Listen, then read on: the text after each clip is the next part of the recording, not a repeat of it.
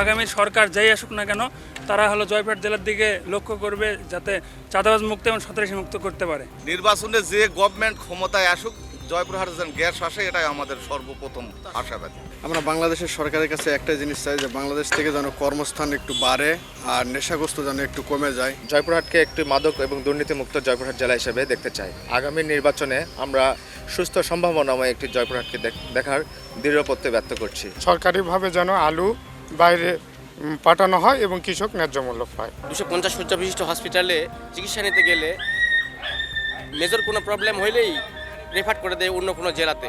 এই শিক্ষা ব্যবস্থা বাংলাদেশে পরিবর্তন নিয়ে আসতে হবে। একটা ছাত্র একটা শিক্ষকের মধ্যে যে সম্মানের একটা গ্যাপ, এই গ্যাপটা ফিল আপ করতে হবে। শিক্ষকেরা বিভিন্ন কোচিংয়ে যে ক্লাস কার্যক্রম চালায়, এটা যদি বন্ধ করা যায় আমাদের শিক্ষা ব্যবস্থাটা অনেকটাই পরিবর্তন হওয়া সম্ভব। আমাদের নিত্যপণ্যের দাম যেন স্থিতিশীল রাখে বা স্থায়ী রাখে।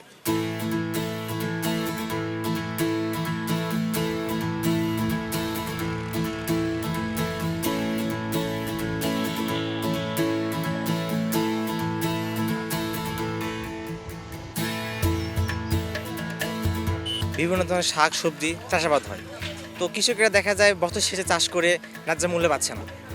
এই বিষয়ে সরকারকে কাজ করতে হবে। আর আরেকটা কথা বললে নয়, কৃষিক্ষেত্রে চাষ করতে গেলে সারের প্রয়োজন হয়। কৃষকেরা দেখা যাচ্ছে সার পাচ্ছে না, সিন্ডিকেটে ভর্তি হয়ে গেছে, সার পেলেও সারের ডাবল দাম। ফসল ফলাই ঠিক, কিন্তু দাম পাওয়া যায় না। ন্যায্য মূল্য নিতে গেলে বলবে যে যান, চলে যান, দূরে চলে যান।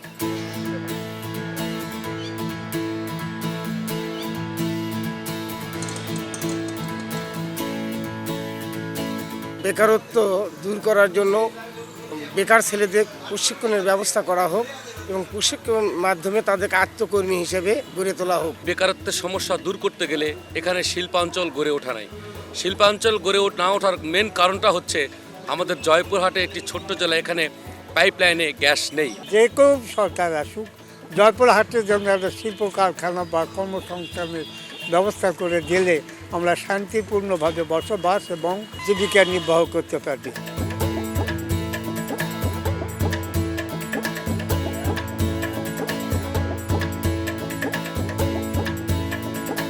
রাস্তাঘাটগুলির দিকে একটু নজর দেয় এবং আমাদের এই গ্রাম অঞ্চলের রাস্তাঘাটগুলো যেন একটু উন্নতি হয়, এতে করে আমাদের মানুষের ভোগান্তি কমবে। শুধু মেন রাস্তাটাই একটু ভালো হয়েছে, কিন্তু আমাদের পার্শ্ববর্তী পাখা রাস্তাগুলো আমাদের উন্নয়ন হয়নি। সন্ধ্যার পরে আমরা বাড়ি যেতে পারি না, রিক্সা যায় না। আমরা এরকম একটি বাংলাদেশ চাই, যে বাংলাদেশে আমরা স্বচ্ছভাবে চলতে পারি, আমাদের গাড়িগুলো ভালোভাবে চলতে পারে। যেহেতু আমরা শ্রমিক মানুষ, গাড়িগুলো রাস্তায় যেন যানজট না হয়।